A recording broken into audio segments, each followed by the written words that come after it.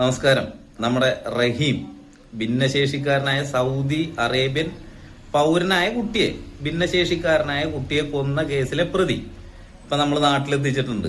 എല്ലാവരുടെയും കാരുണ്യം കൊണ്ടാണ് ഇനിയിപ്പോ ആരൊക്കെയോ കാശ് കൊടുത്തിട്ട് ചിലപ്പോ കുറെ ആൾക്കാരെയൊക്കെ കാരുണ്യം ഉണ്ടാവും.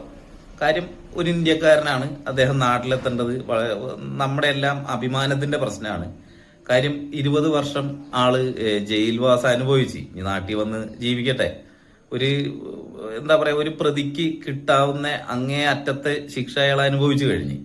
പക്ഷേ നമ്മുടെ ശശികല ടീച്ചറുടെ പ്രസ്താവന ആയിട്ട് ബന്ധപ്പെട്ടിട്ട് നമ്മുടെ അൻസാരി ഉസ്താദ്, ഈ പുള്ളി ഉസ്താദ് തന്നെയാണെന്ന് തോന്നണല്ലേ, വേറെ പരിപാടി പണിയൊന്നുമില്ലല്ലോ, ഇത് തന്നെയല്ലേ പണി, ഈ ഉസ്താദ് പണി, മുസ്ലിംസിന്റെ കാര്യങ്ങളൊക്കെ നോക്കി നടക്കുക, ഇത് തന്നെയാണ്. എനിക്ക് ഈ പുള്ളിനെ പറ്റി അറിയില്ല. കൊല്ലത്ത് കിളിമാനൂർ ആ ഭാഗത്ത് എവിടെയാണ് വീട്.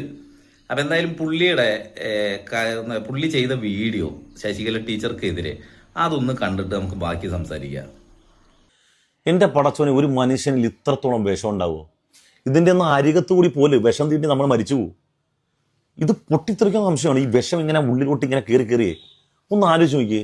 കേരളക്കര ഒട്ടാകെ സന്തോഷിക്കാണ്, ജാതി മത ഭേദമന്യേ എല്ലാ മനുഷ്യരും. പൊട്ടിത്തെറിക്കൂല ഉസ്താദെ. ഇപ്പൊ പാമ്പുകൾ ഇതിൽ എഴഞ്ഞടക്കണ ഏതെങ്കിലും പാമ്പുകൾ പൊട്ടിത്തെറിക്കാറുണ്ടോ? പൊട്ടിത്തെറിക്കണം നമ്മൾ ബെൽറ്റില് ഇങ്ങനെ വെച്ച് കെട്ടി, ബോംബ് വെച്ച് കെട്ടി, ഇങ്ങനെ നിസ്കരിക്കുന്ന സ്ഥലത്തേക്ക് ഓടി അങ്ങോട്ട് കയറി അവിടെ ഇരുന്ന് അങ്ങോട്ട് ഭൂന്നും പറഞ്ഞ് പൊട്ടൂലേ, അതാണ് പൊട്ടിത്തെറിക്കല്. ഇത് പൊട്ടിയൊന്നും തെറിക്കൂല ഉസ്താദെ, പേടിക്കണ്ട.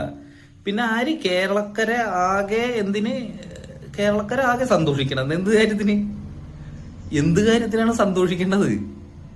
പുള്ളി വല്ല വേൾഡ് മെഡൽ എടുത്തിട്ട് വരികയാണ് ഇങ്ങോട്ട്. റഹീം എന്ന് പറയുന്ന ഒരു ചെറുപ്പക്കാരൻ 20 വർഷങ്ങൾക്ക് മുമ്പ് അദ്ദേഹം കയ്യബദ്ധം പറ്റിയാണ്, മനഃപൂർവ്വമല്ല, അദ്ദേഹത്തിന് ഒരു അബദ്ധം പറ്റിയാണ്. ഒരു കുട്ടി, ഭിന്നശേഷിക്കാനായ ഒരു കുട്ടി മരിക്കാനിടയായി. അതുമായി ബന്ധപ്പെട്ട് അദ്ദേഹത്തിന്റെ ജീവിതം തന്നെ അതിനുവേണ്ടി അർപ്പിക്കേണ്ടി വന്നു. ഏറ്റവും വലിയ ശിക്ഷ എന്ന് പറഞ്ഞാൽ അദ്ദേഹത്തിന്റെ ജീവിതം 20 കൊല്ലക്കാലം അദ്ദേഹം ജയിലിൽ കടന്നു. അപ്പൊ എന്തായാലും ഉസ്താദിന് പറയാനുള്ളത് പറഞ്ഞ് വളരെ ഗംഭീരമായി അതിന്റെ താഴത്ത് കുറച്ച് തുപ്പല് വെള്ളം തായോ ഹലാലാക്കിയിട്ടെന്ന് പറഞ്ഞ് കുറെ ഹിന്ദുക്കൾ നിൽക്കേണ്ട നല്ല കാര്യം. കേരളത്തിൽ ഇതാണ് ഹിന്ദു എന്ന് പറയുന്ന ഒരു വർഗത്തിന്റെ ഗുണം. അതാണ്, ഏതിലും കൂടും.